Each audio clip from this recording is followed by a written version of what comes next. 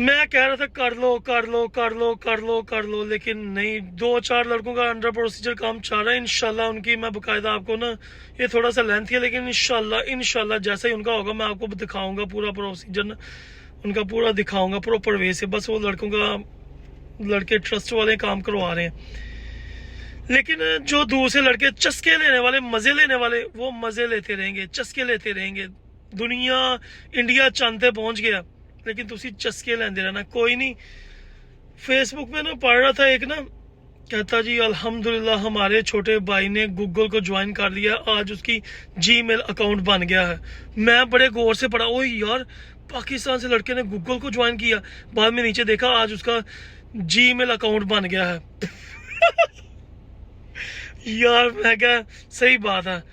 वो कहते हैं ना, एक तो बात, हम चांद पे नहीं जाना चाहते, क्योंकि हमारे जितने भी लड़के हैं वो कहते हैं, वो क्या कि हमारे लड़के कहते हैं मैं चन्न सितारे की करने मैनू इश्क हो गया अखियां नाल।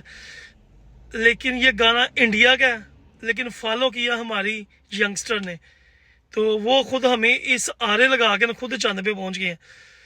तो चलो छोड़ो इस बात को, जो मुद्दे पे आते हैं। मुद्दा ये है कि भाई एक रूल चेंज हो गया है। तुसी आओ ना आओ, डिग्री असेस करवाओ ना करवाओ, एक रूल चेंज हो गया। लेकिन लक का कोई पता नहीं, किसी टाइम कुछ भी चेंज हो सकता है। लेकिन ये बात बता दूं, डीवीएम वालों के लिए अभी बड़ी शॉर्टेज है। इनको बड़ी रिक्वायरमेंट है, बड़ी बड़ी फुल्ली रिक्वायरमेंट है।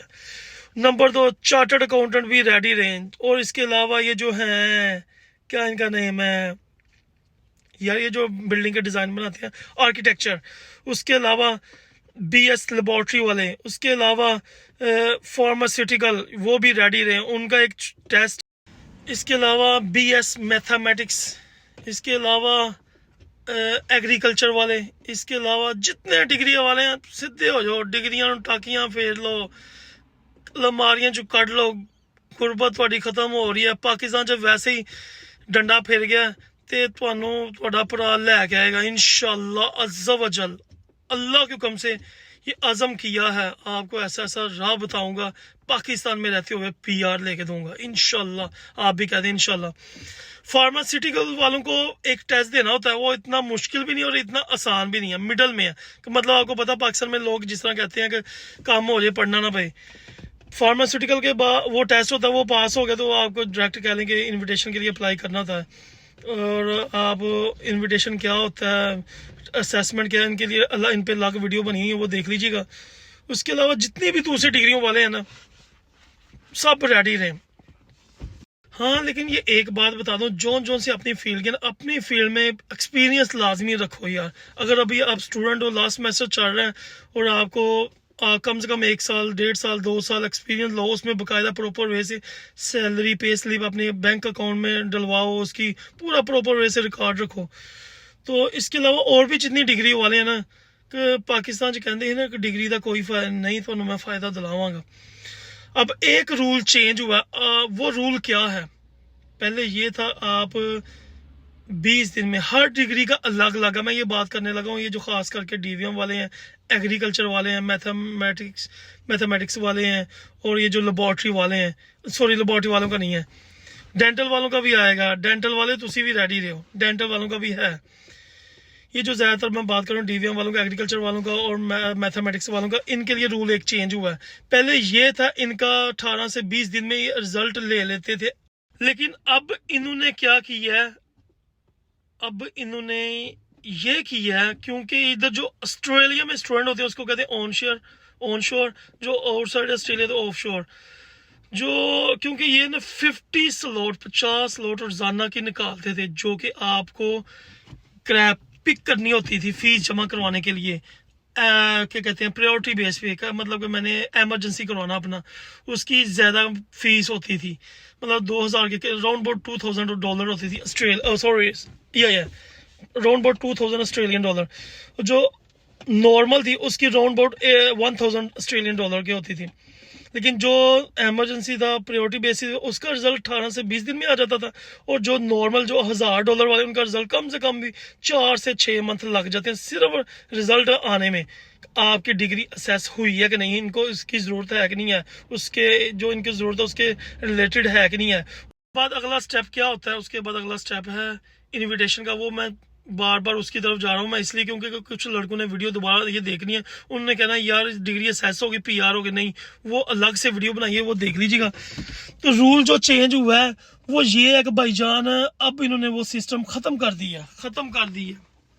अब क्या होगा, अब ये होगा कि ये कहते हैं जो ऑन श्योर स्टूडेंट थे, इन जो लड़के थे, लोग थे, इन्होंने रोली डाली थी कि आप जो ऑफ श्योर हैं, जो मुल्क से बाहर है, उनको प्रायोरिटी बेसिस सीट दे देते हैं, उनकी एप्लीकेशन एक्सेप्ट कर लेते हैं, हमारी नहीं कर रहे। क्योंकि वो लक की बात ही थी, इनकी भी हो सकती थी, उनकी भी हो सकती थी।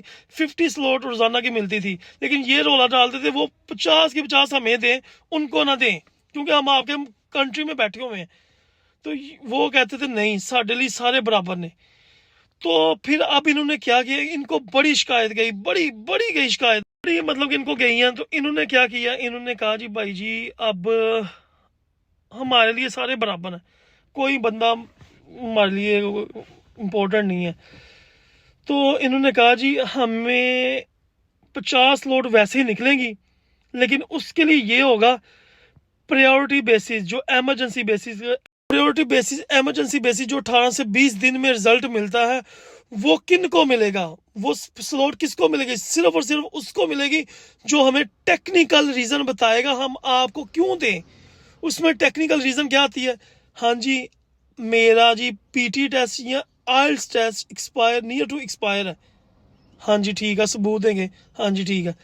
मेरी एज ख़त्म, मतलब कि इस तरह एज नियर टू 25 या नियर टू 33 34 के करीब है, ख़त्म होने वाली है। मतलब कि इसके पॉइंट के हिसाब से, वो पॉइंट का टेबल अब मैंने जो वीडियो दी हुई है उसमें देख लीजिएगा।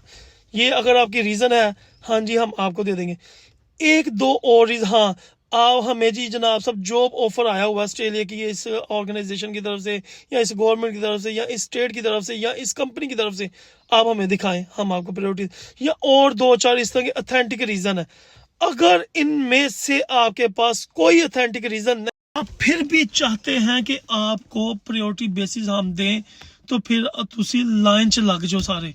उसका तरीका क्या, उधर ऑप्शन होगी कि भाईजान हम प्रायोरिटी बेसिस लेना चाहते हैं, वो फिर आप लाइन में लग जाएंगे। आप वो रोजाना की 50 सिलेक्ट होंगी, सिलेक्ट होने के बाद फर्ज करें 50 लोड निकलती हैं, उसमें से कोई बचती है, कोई 30 एमरजेंसी वाले अथेंटिक रीजन वाले हैं, वो 30 को सिलेक्ट कर लेंगे।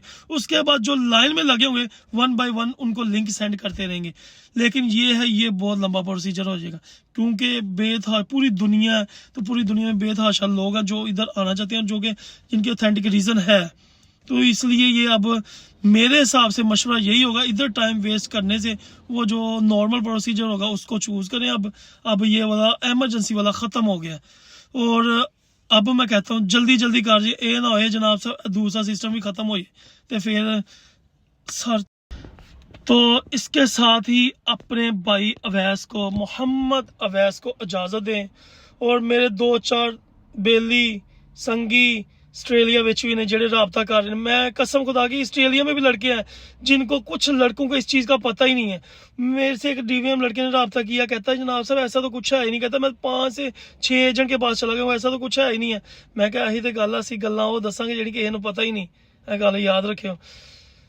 ਤੁਹਾਡਾ ਭਰਾ ਤੁਹਾਨੂੰ ਉਹ ਗੱਲਾਂ ਦੱਸੇਗਾ ਜਿਹੜੀ ਕਿਸੇ ਨੂੰ ਨਹੀਂ ਪਤਾ ਹੋਏਗੀ इंशाअल्लाह। अल्लाहुम्मा सल्ली अला मुहम्मदिन कमा तुहिब्बु व तर्ज़ा लहू।